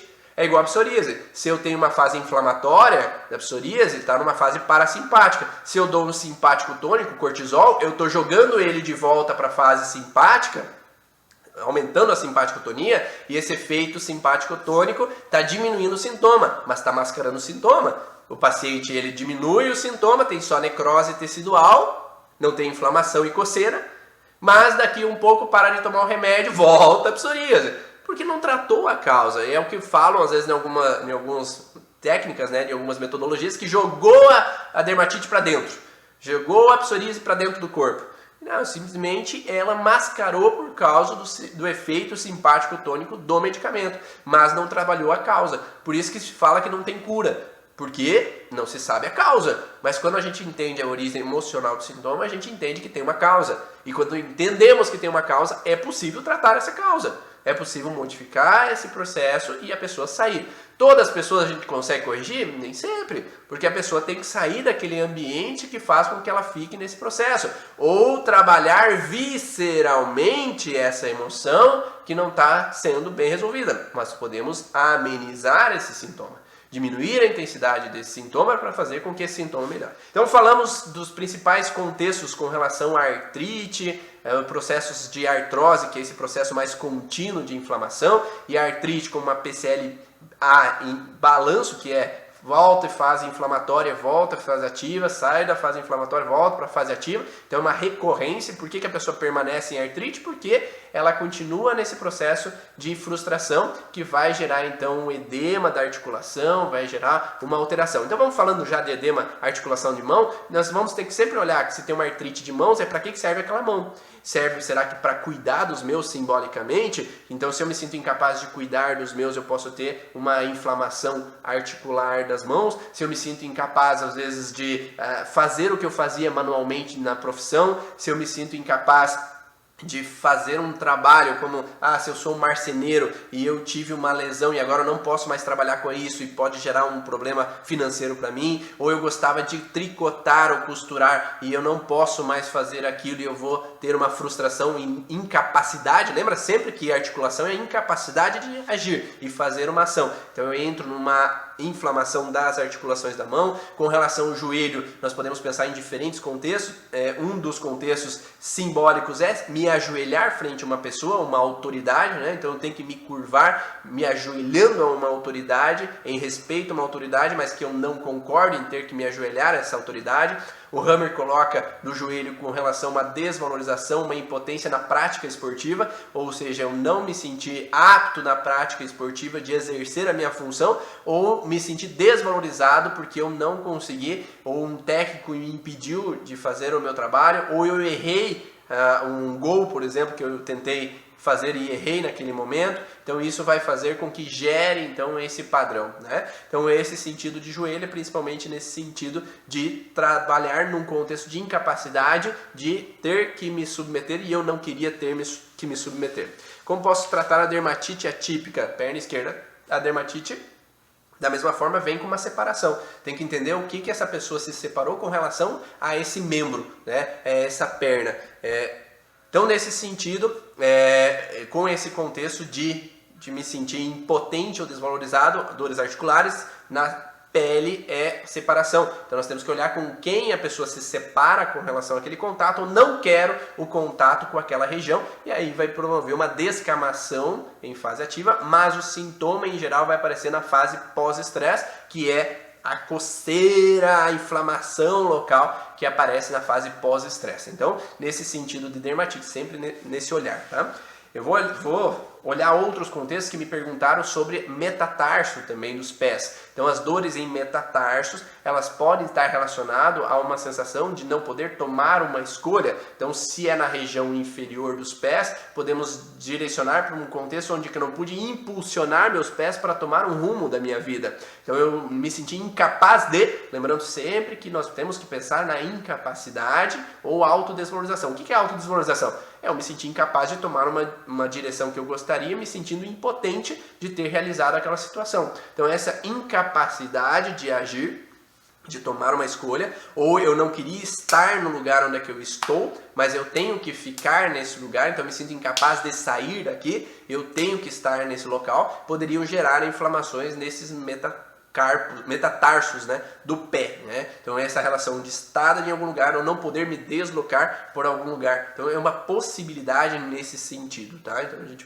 tem que olhar cada um, paciente por paciente, para saber o intuito dele. Com relação aos ombros, nós podemos pensar na função do ombro em si, né? A função do ombro é de exercer uma atividade profissional. Então esse ombro eu exerço essa atividade, mas se eu me sinto incapaz de exercer essa atividade, eu posso entrar numa autodesvalorização no ombro. Ou se eu tomei uma ação que eu não deveria tomar uma ação, por exemplo, eu ergui o braço para bater no meu filho, eu não deveria ter feito isso, eu me senti uma autodesvalorização de mim com relação à ação que eu tive. Eu não deveria ter feito aquela ação. E aí eu entro numa desvalorização local. Ou com relação a uma incapacidade de trazer as pessoas para perto de mim. O ombro serve para acolher, colocar debaixo das asas, mas se eu me sinto incapaz de exercer essa função, eu entro numa fragilidade ali. E lembrando que sempre a inflamação fase pós-estresse. Ou afastar uma pessoa de perto de mim. Então o ombro serve também para... Sai daqui, não enche o saco, né? Então eu quero afastar uma pessoa de perto de mim. O ombro serve para deslocar a pessoa de perto de mim. Então eu posso tender a pensar que na região anterior, ele serve para aproximar, região posterior para afastar, ou lateral para afastar. E nós sempre vamos olhar se a pessoa é destra ou canhota. Amanhã, para a turma do curso Origens Avançado, nós vamos fazer uma aula sobre lateralidade e o PET hormonal, né? Então, lá se aplaude com a mão direita, aplaude com a mão esquerda. Nós temos sempre um vínculo que homens e mulheres destras, o lado oposto, tem relação com mãe e filhos, o mesmo lado com parceiros. E para os canhotos, o lado oposto também, mãe e filhos, o mesmo lado com relação a parceiros, né? Então nós temos essa relação. E os dedos da mão depende da função. Nós vamos exercer a função. Para que serve aqueles dedos? Para exercer a função. Para tocar piano, para tocar guitarra, para mostrar o dedo para alguma pessoa e eu me senti frustrado porque eu não deveria ter mostrado aquele dedo. E temos a função simbólica, né? A função de oposição, a função de indicação ou imposição, a função sexual, a função de alianças e a função de segredos, muitas vezes, o dedo mindinho. Então nós podemos ter dedo específico fragilizado e esse dedo específico fragilizado vai ter a conotação com uma situação específica também. As bolhas nos pés. Quando há bolhas nos pés, nós podemos olhar em dois tecidos, que é o mesodermo antigo, que é a derme. Então, por exemplo, no contexto de ataque, no contexto de me sentir desprotegido em um local, simbolicamente. Então, para que servem as bolhas no pé? Para aumentar a superfície pós-estresse de resistência de um tecido. Então vai tornar uma bolha, que é uma inflamação local na derme, para aumentar o tecido de resistência e fazer um calo posterior a um processo de contato indesejado. Então vamos dizer, eu fui lá fazer karatê e o tecido e o chão era áspero. Então meu pé percebia que aquele contato era um contato que machucava o pé. Então o que o corpo entende? Que eu tenho que, na fase de estresse, gerar um processo que vai alterar aquele tecido, que vai aumentar aquele tecido com um edema pós-estresse, para aquele tecido se tornar mais rígido, para ser mais capaz de resistir de novo quando eu for fazer karatê. E aí aquele tecido vai criar uma bolha inicial e depois aquela bolha vai virar um calinho para que eu possa resistir. Se eu vou pegar na enxada lá na horta de casa e eu não estou acostumado nisso, vai ter um contato nas minhas mãos que o meu corpo vai entender que aquele contato gerou um estresse naquele local, que vai gerar uma bolha, que posteriormente vai virar um calo para resistir se eu for usar a enxada de novo no próximo dia. Então é aumentar a capacidade de resistência daquele tecido. E quando eu vou fazer musculação é da mesma forma. Então se eu não estou acostumado a fazer musculação, eu vou pegar um peso maior do que eu sou capaz, aquele tecido vai ter uma lesão por esforço, e aí vai ter uma bolha que vai desencadear um calo que vai aumentar a resistência posterior. Isso é no contexto real. Agora, simbolicamente, eu posso ter uma sensação de que... vamos pensar no pé de novo. Se eu uso um calçado que ele fica machucando o meu pé, o que o meu corpo vai fazer?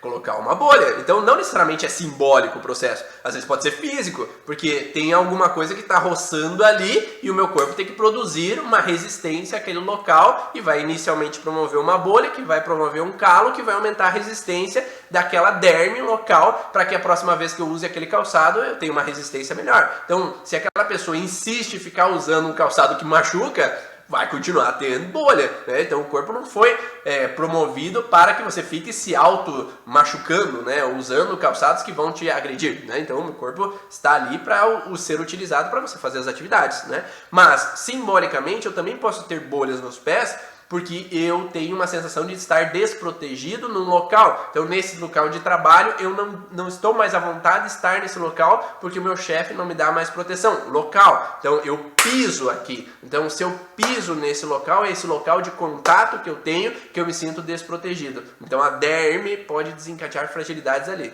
Mas existe também a epiderme que pode desencadear bolhas.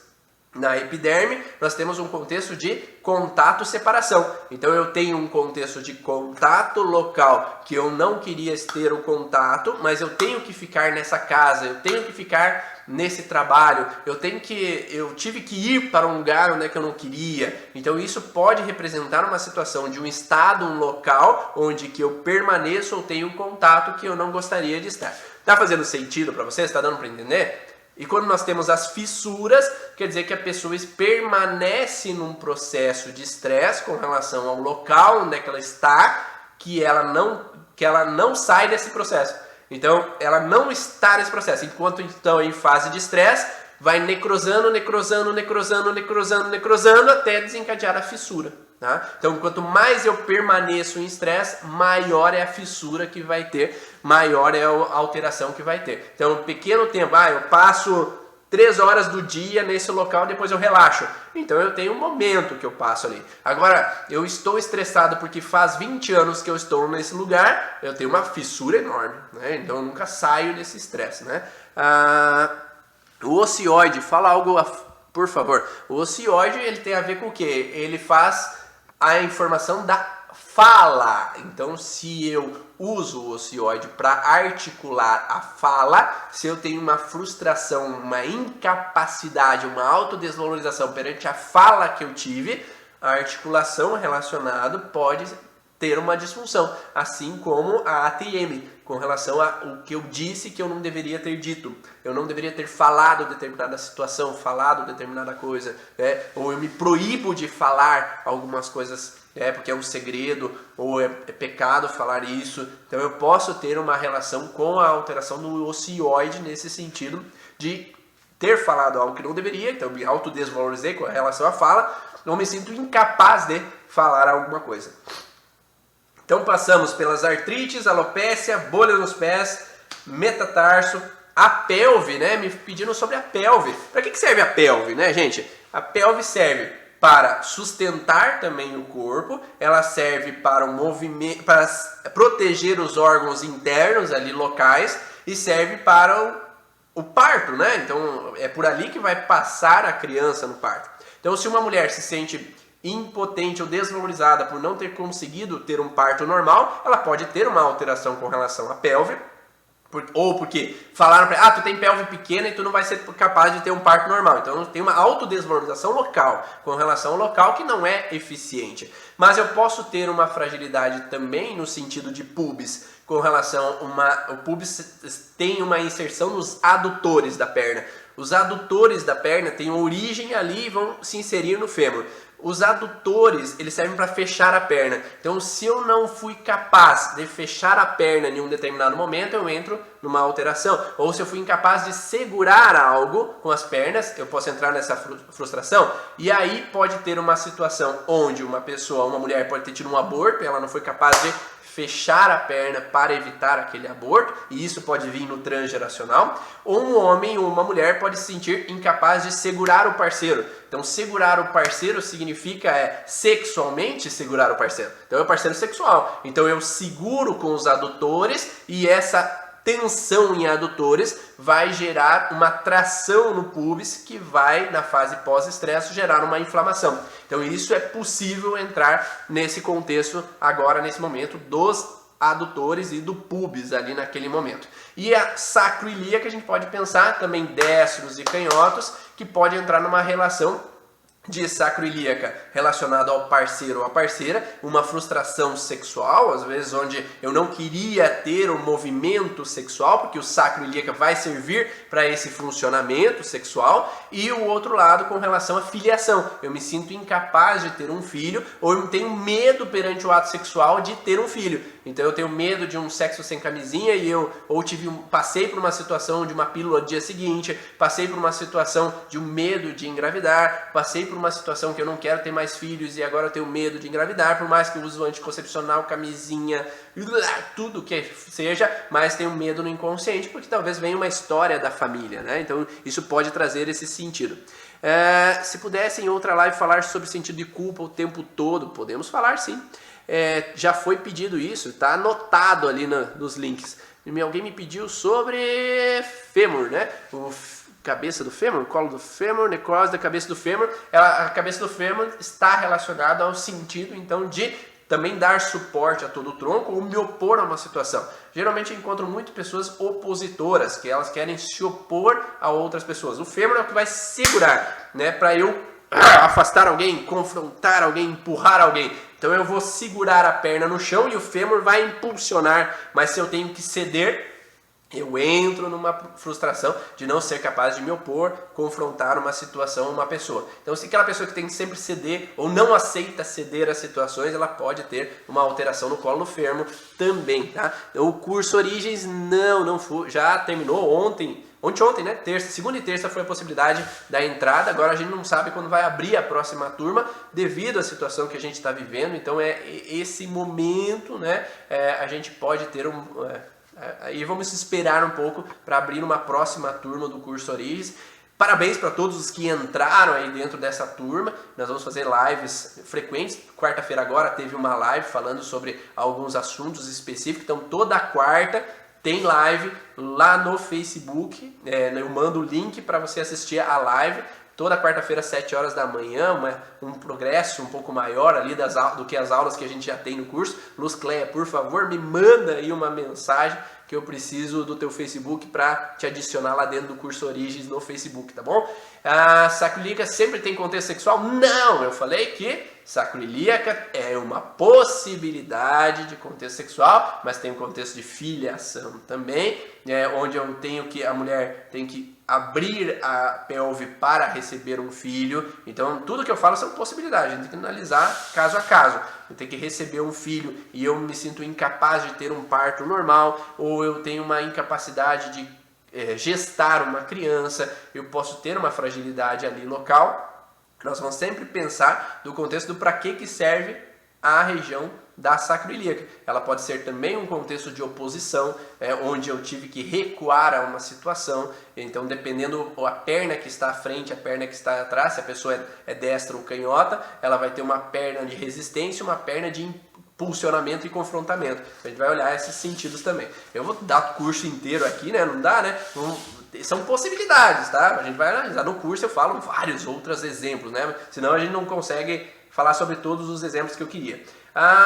Pernas inquietas, né? Então aquela mulher ou homem que à noite vai deitar e sente aquela síndrome das pernas inquietas. Geralmente nos pacientes que eu encontrei isso, tem muito um contexto vinculado à parte neural, né? Um conflito motor, onde à noite ela fica numa hiperativação das pernas. Essa hiperativação das pernas, ela representa um estado de que em um outro momento eu me senti preso a uma situação ou fui forçado a tomar direções da minha vida que eu não queria. Então uma mulher, por exemplo, eu tive uma mulher que o pai faleceu lá no Nordeste e ela morava no Sul, e o marido não deixou ela ir no enterro do pai porque era muito longe, ela não conseguia chegar a tempo. Só que a frustração dela é não poder se despedir do pai. Então ela ficou com aquilo na cabeça, dessa impossibilidade de ter ido. E para que serve a panturrilha? Para ir, me deslocar. Então nesse sentido ela se sentiu presa naquele momento sem poder ir. E à noite ela entrava então nesse contexto de alteração que fazia uma hiperativação, que ela tinha que levantar, ela tinha que andar. Porque eu ter que andar me remete a eu poder ir. Então é como se o cérebro forçasse a pessoa a tomar aquela direção. Ou uma mulher, por exemplo, que eu tive de paciente que foi obrigada a vir para o Paraná e deixar a família no Rio Grande do Sul. Então ela foi forçada pelo marido a se deslocar. Então eu tive que tomar uma direção que eu não queria. Isso gera um conflito motor e para ela, aquele conflito motor, ele reativava numa crise epileptoide na fase da noite, e quando ela deitava para relaxar, eu relaxo, e lembra, a crise epileptoide é sempre depois que eu relaxo, entra numa hiperativação do sistema nervoso autônomo, modificando a percepção motora e fazendo ela entrar numa reativação do membro inferior que gerava essa situação. Claro que quanto mais o conflito associado a outros órgãos, pode ter uma associação com as artérias, que servem para nutrir, proteger. Então eu queria estar lá junto para nutrir os meus pais, mas eu fui forçado a sair. Então eu tenho um conflito motor junto com um conflito arterial, que vai dar um calorão naqueles membros inferiores dela, porque há uma dilatação das artérias na fase pós-estresse e gerando esse processo. Tá ficando claro essa relação, né? Então, esse sentido de associação, que quando os sintomas têm únicos, por exemplo, só ativação muscular, a gente sabe que tem um conflito motor. Mas se tem outros órgãos juntos, a gente vai associar os órgãos. E é isso que a gente faz quando a gente estuda a origem emocional dos sintomas. É associar. No curso tem que dar órgão por órgão, tecido por tecido. Mas quando o paciente chega, ele não é órgão por órgão, tecido por tecido. Ele é uma conjunção de sintomas. E aí, com essa conjunção de sintomas, é que a gente cria a história do paciente. E aí entramos no contexto da criança que é hiperativa. Ou adultos hiperativos, não tem? Então a criança hiperativa, ela vem de um conflito motor também, onde ela se sentiu presa, ela não pôde se mexer. Então esse estímulo motor está exagerado no corpo dela. Então esse estímulo motor exagerado faz com que ela tenha uma hiperativação muscular para que ela não se sinta presa. Então se em algum momento eu me sentir preso, eu tenho que hiperestimular a musculatura para eu não estar preso novamente. Então podemos pensar que uma criança que ficou presa na hora do parto, entalada, que ela não podia sair, isso foi um risco, ela se sentir presa é perigoso. Ou uma mãe que durante a gestação teve que ficar acamada para segurar a gestação, ela se sentiu presa à acamada, ela não podia fazer o trabalho dela. Aí nasce uma criança hiperativa, porque ela não pode se sentir presa, ela não pode ficar parada, porque ficar parada é perigoso para ela. Então esse sentido de ficar presa para fazer uma cirurgia, uma presa para fazer um tratamento dentário, porque seguram ela, presa para tomar vacina, presa para ficar na cadeirinha do carro, presa para N fatores, né, que é a sensação de se sentir segurada, presa em algum lugar, pode reativar uma sensação de hiperatividade. E aí entra aquele fator que quando a professora na sala de aula fala, fique quieto aí, para aí, sentado na cadeira, cada vez que alguém força mais ela a ficar parada, mais agitada ela fica. Senta aí para comer agora, mais agitada ela fica.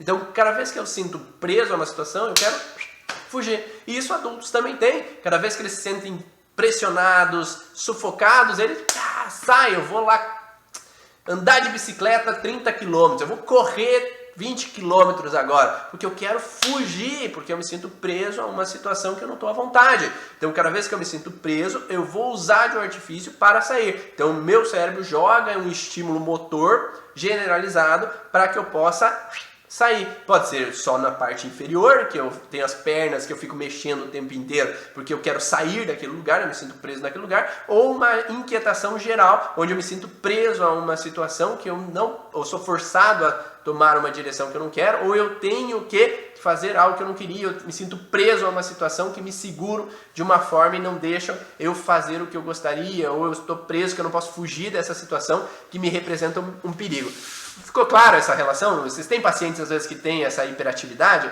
Então isso geralmente falam que dá dificuldade na concentração, nos estudos, mas tem crianças que são inquietas e são CDFs, tiram 10. Então não é inquietude que gera dificuldade na concentração. Uma coisa é uma coisa, outra coisa é outra coisa. Então vem uma associação de outras situações também nesse sentido. Então nesse sentido entramos nesse padrão. Quando nasce uma criança que não desenvolve a mandíbula inferior, podemos falar que veio da gestação da mãe, essa criança teve que fazer até uma cirurgia para correção. Então voltando na hiperatividade. A hiperatividade ela não pode ser não necessariamente é da criança em si também, mas ela pode trazer da gestação, como esse contexto, ou do transgeracional. Pode ter pessoas no transgeracionais que foram presas realmente na cadeia e elas não podiam sair. Foram presas em manicômio e elas não podiam sair. Foram presas, vamos dizer, engravidaram antes do casamento e foram presas em um hospital para que ninguém saiba que ela estava grávida, ou foi presa no porão para que ninguém saiba que ela está grávida e isso esconde essa situação, né? Então essa sensação de sentir presa, essas crianças que vêm depois, descendentes dessa pessoa, ela pode trazer uma sensação de não gostar de se sentir presa, ou que foi um casamento forçado, essa pessoa foi presa nos antepassados, que ela teve que ficar naquele casamento, é uma sensação de prisão, então ela não pôde sair daquele lugar, então há uma hiperativação muscular que essa criança vai ser inquieta, ela vai ser agitada, ela não gosta de se sentir presa. Então os pais já vêm com esse processo de hiperatividade, a criança nasce com uma hiperatividade, então já vem num processo ascendente, né, na família, que os pais, os avós já trazem uma percepção. Então não basta às vezes corrigir na criança, tem que entender por que os pais trazem esse padrão de incômodo e se sentir preso, que faz com que eles tenham esse padrão. Voltando aí, Enisete, com relação a uma criança que já nasce com a mandíbula, uma falta da mandíbula, nós podemos eu olhar na história ou da gestação, mas eu geralmente tendo a olhar no transgeracional mais forte, mas provavelmente teve uma reativação na gestação. Para que serve a mandíbula? Ela serve para mostrar os dentes, falar o que eu quero, agredir. Então, se a mãe ou o pai trazem um contexto de impossibilidade em agredir, impossibilidade de mostrar os dentes, agredir outras pessoas verbalmente, elas podem trazer então essa relação de fragilidade com relação à mandíbula, né? Então elas podem nascer sem a mandíbula, por quê? Não pode. É proibido mostrar os dentes. É proibido mostrar agressividade. Na família é proibido porque trouxe problemas. Quem foi agressivo foi preso, quem foi agressivo foi morto, quem foi agressivo gerou problemas com relação à família, uma desunião na família. Então é proibido a família agredir. Então pode ter uma mandíbula mais interna, né? Ou uma dificuldade nesse sentido de dentes que ficam mais internos e uma dificuldade de mostrar a mandíbula, mostrar os dentes, porque lá atrás foi perigoso. Então agora já nasce uma criança sem poder mostrar os dentes para evitar aquele perigo que trouxe anteriormente. Cócegas ao toque sutil da microfisioterapia, uma pessoa que vem para a sessão e tem cócegas, geralmente a gente vai olhar a epiderme, qual é os conflitos de separação ou contato indesejado que essa pessoa teve. Então, se ela sente cócega, ela já nem quer o contato. Eu olharia uma dificuldade com relação ao contato físico, né? Então, essa pessoa já afasta o contato físico porque em algum momento o contato foi desagradável. A Joanete, ela entra no sentido também que a Joanete, ela dá o impulso de eu tomar uma direção. O hálux dá o impulso de eu tomar uma direção. Mas se eu sou privado de tomar uma direção que eu gostaria, eu entro numa fragilidade ao hálux e aí pode desencadear um processo inflamatório no hálux ou até uma artrite que vai entortar o hálux, porque eu sou proibido de tomar as escolhas que eu gostaria da minha vida, ou eu me proíbo porque eu não quero desagradar os meus, porque eu não quero deixar os meus na mão, então eu me proíbo e aí eu acabo ficando onde que eu estou sem me deslocar. Emanuela, que bacana, Ivan, parabéns pelo trabalho, entrega liberando conteúdo de valor sempre. Eu que agradeço vocês estarem aqui. Fala sobre travar após momento de nervosismo, quando é questionado, momento de prova. Então, uma pessoa que tem essa relação, e oportuno isso, Juliana, quando tem essa relação de conflito motor, se uma pessoa tem um conflito motor intenso, tá, a gente pode pensar que ela não gosta de se sentir pressionada. Então, uma pessoa muitas vezes que trava em alguns momentos, ela está numa situação de conflito de motor, onde ela está sendo pressionada, forçada, tem que tirar nota, ela tem que dar conta. Então ela está pressionada dos dois lados, né? Então ela está pressionada pelos pais, porque se ela não tirar uma boa nota, vai acontecer alguma coisa, ela vai apanhar, o pai e a mãe vão brigar, não vão gostar dela. Então eu me sinto pressionado, sufocado nessa sensação que eu tenho que dar conta, porque uma pressão é muito forte para essa pessoa. E ali, além disso, ela tem uma pressão da professora, porque vamos, tá terminando, falta 10 minutos, vai! Responde logo! Sabe aquelas provas, quem é da fisioterapia e da área da saúde, aquelas provas que são práticas de anatomia na faculdade, né? Tu tem 3 minutos para responder que osso é esse. Qual parte do osso é esse? Vai! Ou a professora ficava desenhando no quadro o reloginho, que o reloginho está acabando. É uma pressão. Então, se uma pessoa vem sobre um contexto de pressão, ou dentro da gestação mesmo, ela se sente pressionada, onde que ela é forçada a sair da barriga da mãe e ela não está preparada numa parte cesárea, ou ela se sente pressionada lá dentro com perigos, ameaças lá dentro, ela pode vir de um desgosto à pressão, né? Ou que a mãe, quando engravida, ela é pressionada a abortar, né? Então ela se sente presa numa situação, mas ela não aborta. Então todo esse processo de pressão, ela gera esse sentido. E pode vir, principalmente da história dos descendentes, quando uma pessoa foi pressionada a vir para o Brasil, uma pessoa foi pressionada a tomar um caminho que ela não queria.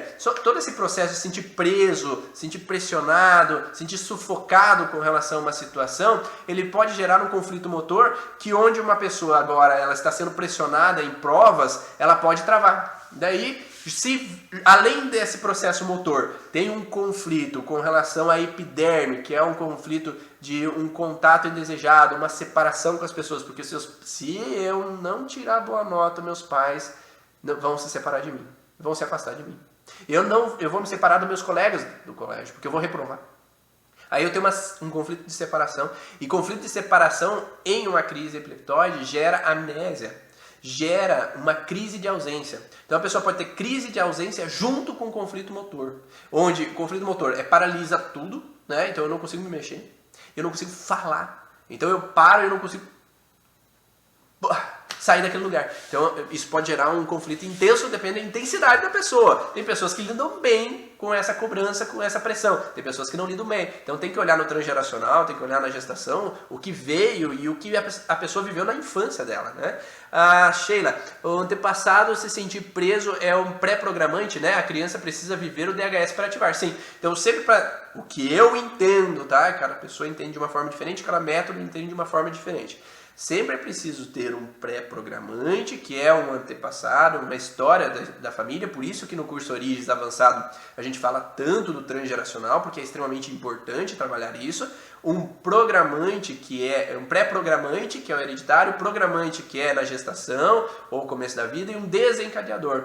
E somente no desencadeador que vai aparecer o sintoma em geral, tá? Então tem que ter no mínimo 3 traumas para desencadear um sintoma. Mas às vezes acontece de uma pessoa viver um conflito tão intenso que a partir desse conflito tão intenso ela já começa a desencadear uma disfunção na vida dela e não precisa do transgeracional, tá? Mas em geral eu encontro esse sentido do transgeracional que veio dessa percepção e veio dessa relação. As pessoas que falam de caindo fichas aqui, né? No contexto, assim, quando a gente faz o curso, quando dá o curso, muitas fichas caem e a gente percebe que a gente tem tudo. Então é natural a gente ter várias dessas situações, tá? E como vocês sabem que o sintoma vem após o estresse, é natural que as pessoas comecem a sentir dor, um sintomazinho, ou ter uma diarreia depois de ouvir uma aula, tá? Então é porque o corpo está se reestruturando daquela informação, mas isso é momentâneo, né? Esse sintoma é momentâneo, 1, 2 dias, porque o corpo está se restaurando porque fez sentido, enfim, aquela informação que eu tive. Bernadette, parabéns por sua dedicação ensinando, muito bom te ouvir e aprender isso. Obrigado. Nossa, sim, lembro de anatomia. Contexto de me sentir pressionado pode ser para qualquer parte do corpo. Se você se sente pressionado, Cláudia, inteiro, né? É uma grande pressão, eu posso atingir o corpo inteiro. Se eu sinto só com relação à fala, eu posso travar só a fala. Então aquela pessoa da gagueira, né? Eu posso me sentir numa pressão onde eu não posso expressar, onde eu não deveria ter expressado. Então um duplo conflito com relação à fala, que pode gerar um conflito motor somente com relação à fala e não com relação ao corpo. Andressa, pessoa que fica doente quando entra de férias, tem uma colega de trabalho que é assim. Ela começa a passar mal de ter que ficar em casa, não dorme, fica ansiosa. Depende, né? Pode variar. Então, se ela tem insônia, assim, ela pode estar no medo que ela não tá trabalhando, que ela tem que sempre estar hiperativa, ela tem que estar sempre trabalhando, principalmente se lá na família a mãe e o pai cobravam muito quem tá fazendo parada aí? Vai lá limpar a casa, vai lá fazer isso, vai lá fazer isso. Então, ela não entende que ela pode relaxar. Eu fiz uma live esses dias do viver no tédio, né? Que é possível a gente viver no tédio, que tudo bem viver no tédio, viver um momento assim, simplesmente olhando para as estrelas. Minha filha, ela entrou com uma ideia esses dias pra cá, a mais velha, de que, eu vou deitar aqui e olhar o pôr do sol. Caramba! Por que não? Né? Por que a gente não pode ver a beleza da vida? Por que a gente não pode parar um pouco? Né? Então, sim, se ela entende esse padrão que ela não pode parar, ela entra numa fase de estresse, mas geralmente a pessoa que entra, relaxa, ela tem sintomas porque ela saiu do estresse. Né? Então, ela, no trabalho, ela se sente hiperativa, ela tem que dar conta, tem que dar conta, tem que dar conta, tem que dar conta. Agora, quando eu relaxo, muitos sintomas vêm quando a gente entra de férias porque a gente relaxa. Ivan, você poderia falar sobre constelação Casa Nova? Hoje não, mas eu posso falar sim de algumas constelações Casa Nova e ninfomania posteriormente. Me pediram também da mutilação, né? Da constelação de mutilação, da mitomania, da ninfomania. Então passamos por um contexto, só faltou a dor do crescimento, né? A dor do crescimento. Quem teve dor do crescimento aqui? Eu não tive, não. Na verdade, aos 15 anos, eu tive uma dor na espinha ilíaca posterior superior esquerda, que deduziram que era a dor do crescimento, porque eu estava nos 15 anos, eu tive estirão ali e tal, e isso gerou a dita dor do crescimento. Então, furada, né? Então, sempre todo paciente, toda criança que vem com dor do crescimento, eu sempre acho outra coisa. Porque é muito fácil dizer para uma pessoa assim, ah, não, é porque você está crescendo, por isso que tu tem dor. Tem como você dizer que não? Não, né? Não tem como você dizer que não, eu não estou crescendo. Então, mas por que na perna direita e na perna esquerda não tem? Né? Ou por que de repente agora, porque você cresceu também aos 3 anos de idade, você cresceu também aos 6 anos de idade, por que só aos 8 você tem dor do crescimento? Né? Então, né? Pensa um pouco, né? Não dá para pensar que uma dor do crescimento ela vai atingir simplesmente, agora o corpo decidiu jogar uma dor do crescimento por acaso nesse lugar. Quer dizer que a tua perna está crescendo, mas teu braço não. Né? A tua perna está crescendo, mas teu tronco não. Né? Então por que é dor do crescimento só em um lugar, não é no corpo inteiro? Né? Então tudo está crescendo. Né? E na verdade, assim, nada é por acaso. Não é qualquer lugar por acaso. Então toda criança que vem com dor do crescimento, eu acho uma causa emocional. Ela está vivendo uma situação e tudo vai depender do lugar onde que tem essa alteração. Se é na perna, porque pode ser uma situação de deslocamento, ela teve que mudar de colégio, ela não queria ter mudado de colégio, ela teve que mudar de casa, ela não queria ter mudado de casa, ou ela está sendo forçada a ir estudar determinadas coisas que ela não quer. Tinha uma paciente que ela teve uma dor, que encarava como dor do crescimento no quadril, porque o pai e a mãe se separaram e ela tem que ir no pai, e o pai fica falando mal da mãe, ela tem que ir na mãe, a mãe fica falando mal do pai, e ela não pode se opor a essa situação, ela simplesmente ouve e tem que ficar quieta. Né? Então, cada criança de uma maneira diferente devido ao que está vivendo, por isso que cada criança é única, a gente não pode enquadrar ela, dor do crescimento. É a mesma coisa que falar assim, o adolescente está com dor nas costas porque ele senta errado. Que adolescente senta certo? Você senta certo, será? Então, colocar isso como desculpa é muito fácil. A gente supõe demais e acha causa de menos. Então, é muito fácil botar a culpa na imunidade, é muito fácil botar a culpa no sentar errado, é muito fácil botar a culpa que você está crescendo, porque aí você não tem como dizer que não. Porque todos nós estamos crescendo naquele momento, todos nós sentamos errado naquele momento, todos nós não sabemos se está a imunidade certa ou não, porque não fizemos exame. Tá? Então não tem como nós ir confrontar a ideia da outra pessoa, ou do médico, ou do terapeuta, ou seja, quem seja, simplesmente aceitamos e baixamos a cabeça, porque ele deve estar certo, né? Porque eu sento errado mesmo. Né? E não, às vezes quando a gente busca mais a fundo, a gente pode entender mais a fundo essa relação. Alguém me perguntou uma outra coisa, só para a gente terminar. O esporão, né? O esporão, depende se o esporão é na parte de baixo do calcanhar ou na parte posterior.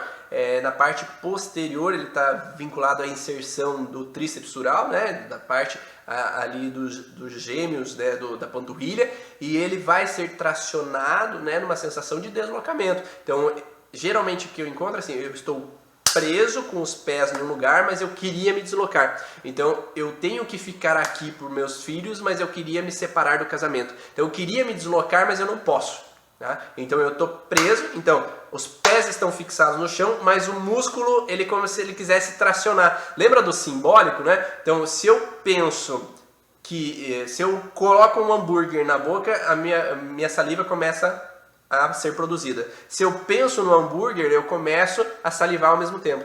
Então, se eu estou aqui, mas eu penso em me deslocar, há um estiramento muscular. Então, o músculo ele começa a contrair. Então, essa contração vai estirar o tendão. E esse constante estiramento do tendão, ele vai gerar uma alteração que vai gerar inflamação posteriormente quando eu relaxo. Então, se eu fico constantemente querendo me deslocar, mas eu não posso, querendo me deslocar, mas eu não posso, eu vou gerar uma inflamação local na região posterior do tendão. Ficou claro essa informação? Né? Então, uma pessoa ansiosa, que ela tende a...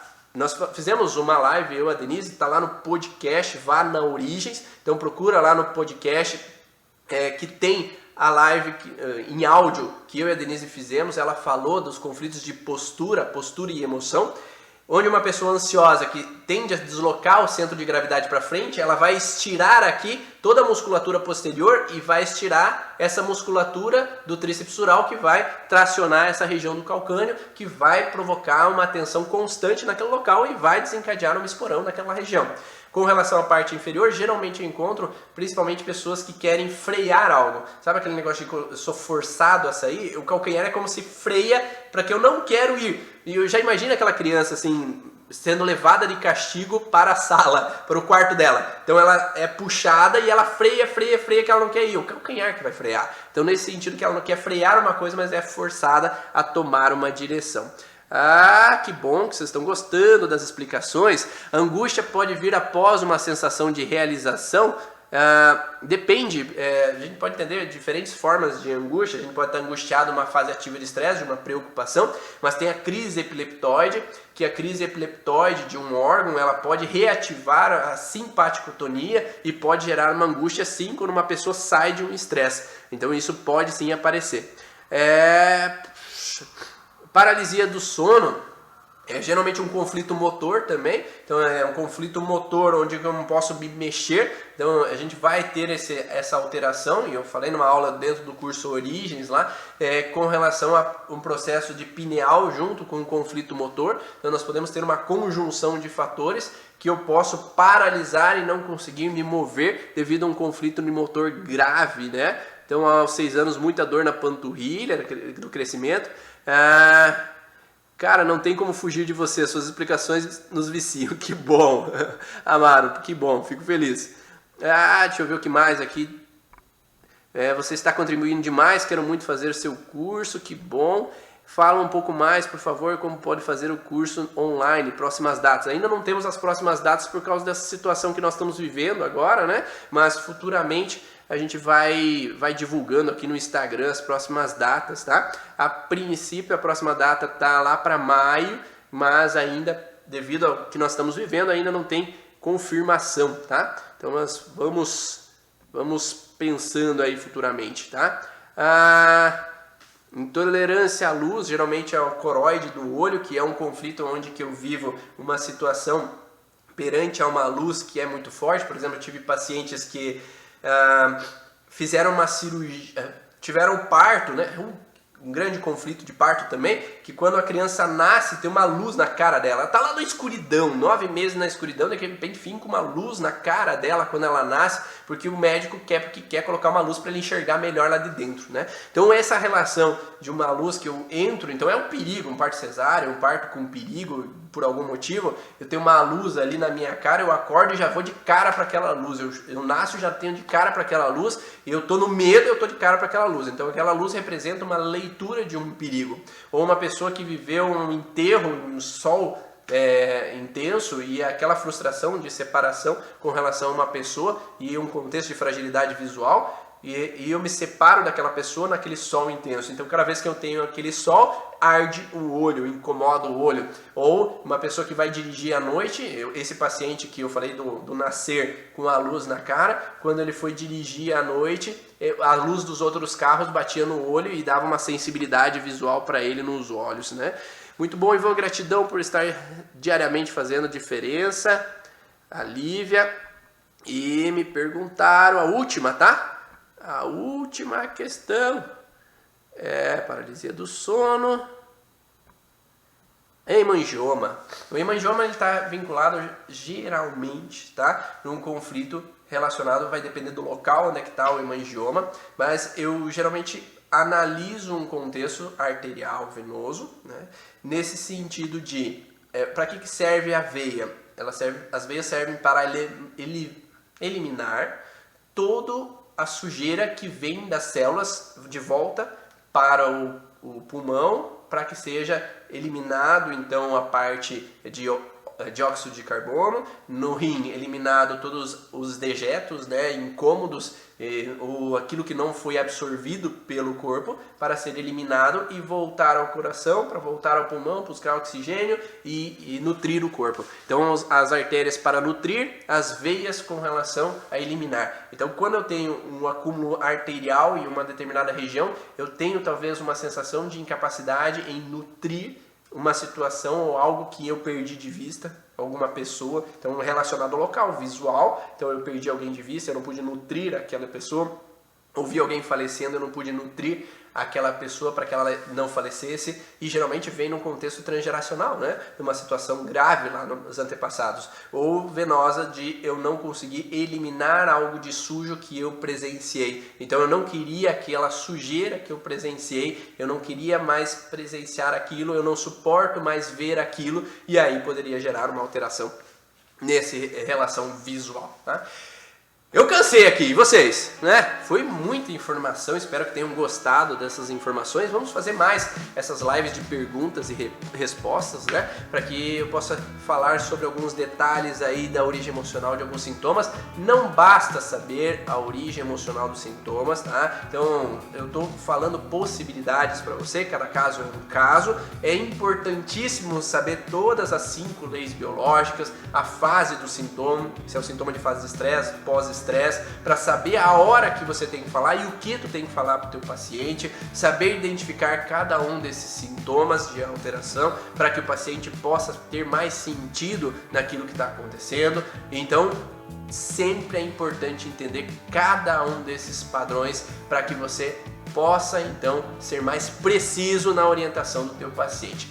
Tenha um ótimo dia, ou melhor, como fala meu amigo Ricardo Hoffman, faça um ótimo dia hoje, aproveite teus filhos, aproveite teu dia, busque conhecimento, aproveite a tua família, dá um beijão naquelas pessoas que você ama e estão junto contigo hoje, ou manda uma mensagem para aquelas pessoas que você ama, eu te amo, simplesmente, eu te amo, para que elas possam se sentir acolhidas. Lembra a primeira coisa que eu falei hoje, de não se sentir sem suporte?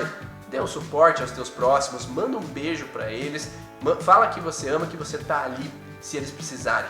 Um grande abraço, tchau!